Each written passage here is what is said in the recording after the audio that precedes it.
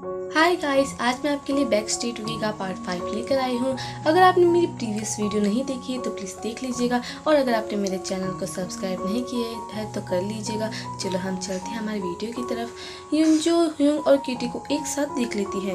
ह्यूंग उसे उतरने को कहता है तो वो गिर जाती है। जहाँ युनजो को कहता है कि वो उसे गलत समझ रही है। वो कहती है कि उसे उस पर पूरा भरोसा है, तो क्यूटी उसे बताती है कि वो इस महीने के बेस्ट एम्प्लॉय बनी है। बस ह्यूंग उसे कॉन्ग्रेचुलेट कर रहा था। जहाँ ह्यूंग उसे काम करने को कहता है तो युनजो उसे अपने साथ डिनर पर चलने को कहती है।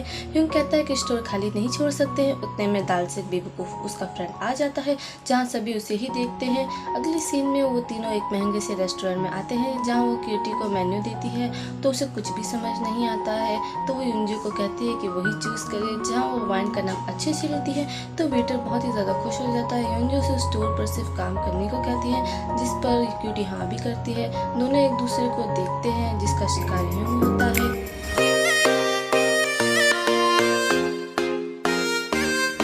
युनजो कहती है कि उसे गलतफहमी हो गई थी। डिनर के बाद सब होटल से बाहर जा रहे होते हैं, तब ह्यूंग को कॉल आता है। उसका ऑर्डर गलत आ गया होता है तो वो जोर जोर से बात करने लगता है। जहाँ युनजो एम्बेरस होकर के उसका हाथ छोड़ देती है और उसके बाद उसे धीरे से बात करने को कहती है। ह्यूंग युनजो के पास जाता है तो वो उससे कहती है कि तुम जाओ। जहाँ वो कहता है कि मैं अकेले घर कैसे जाने दूँ। इतने में डायरेक्टर जो आते हैं और कहते हैं कि मैं तुम्हें घर छोड़ दूंगा। वो मान जाती है। ह्यूंग को बहुत ही ज़्यादा बुरा लगता है, पर क्यूटी खुश होती है। क्यूटी उसे कहती है कि हम टैक्सी ले लें, तो वो बस के लिए भाग जाता है, जहाँ उन्हें बस मिल जाती है। फिर क्यूटी ह्यूंग के पास बैठती है और कहती है कि आपने कोई टैक्सी क्यों नहीं ली, जहाँ वो कहता है कि वो बहुत ही ज़्यादा एक्सपेंसिव थी। फिर डायरेक्टर जो युनजो को छोड़ उससे पूछते हैं कि क्या कोई परेशानी है, जहाँ वो कहती है कि रिलेशनशिप पैसा नहीं चलता जैसा हम सोचते हैं। ये कहकर वो चली जाती है। ये सुनकर वो वही खड़ा रह जाता है। यहाँ ह्यूंग और क्यूटी दोनों ही उसे वापस भेज देते हैं और वो क्यूटी को काम करने को कहकर वापस चला जाता है। अगले सीन में दालसिक एक कॉमिक लिख रहा होता है, जहाँ ह्यूंग आता है तो उसे बताता है कि तुम्हारा स्टोर अंधेरे से लोगों को निकालता है। यही इंटरव्यू में कहना। ह्यूंग खुश होकर वहाँ से चला जाता है।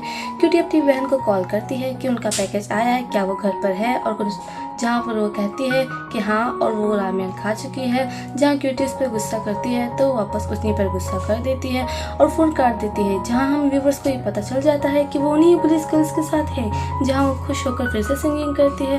ह्यूंग युनजो को मैसेज करता है पर वो रिप्लाई नहीं करती है। वो परेशान होता है। अगले दिन जब युनजो बाहर आती है तो ह्यूंग को देखती है, जहाँ वो उसे बड़े ही प्यार से बैठने को कहता है, जिससे वो सरप्राइज हो जाती है। वो कल के लिए उसे माफ़ी मांगती है और वो अपनी प्यारी प्यारी बातों से उसे मना लेता है, जहाँ वो खुश हो जाती है। क्यूटी घर पर आती है तो उसे उसका पार्सल मिलता है, जिसमें बहुत ही खूबसूरत ड्रेस है। अगली सीन में एक एडिटर आती है जो कहती है कि मेरी टीम आपका इंटरव्यू लेगी, जहाँ ह्यूंग खुश होता है। क्यूटी अपनी बहन को कहती है कि वो अच्छे से पढ़ाई करे और खाना बनाए, ताकि वो बाद में मुझे भी सपोर्ट कर सके।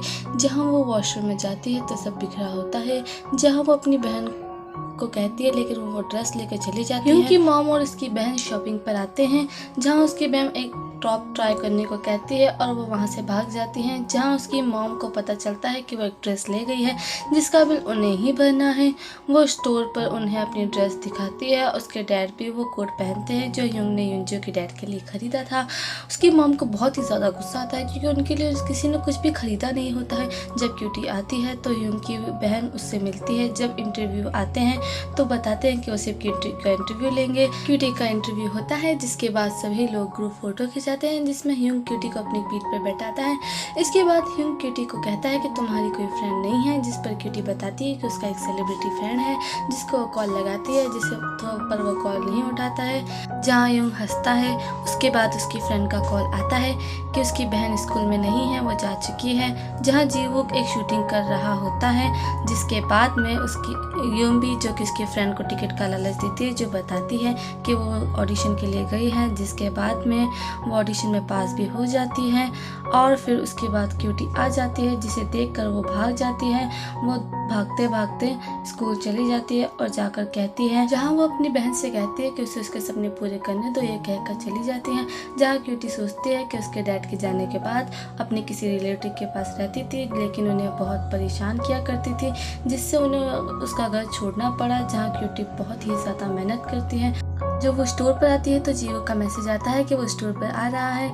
जब वो आता है तो यूंग उसे देखकर बहुत खुश होता है और क्यूटी उसे भगा देती है, जहां उसे बताती है कि वो 3 साल पहले उसके डैड की डेथ हो गई है, जिससे वो भी बहुत ज़्यादा दुखी होता है। अगले सीन में सब डिनर करते हैं जहाँ उनकी फ़ोटो होती है, लेकिन सिर्फ यूंग और क्यूटी की फ़ोटो आती है। जहाँ फ़ोटो यूंजू भी देख लेती है तो यूंग वहाँ जाता है और जियो का मैनेजर भी उसे लेने आ जाता है, जहाँ उसके साथ उसे जाना पड़ता है।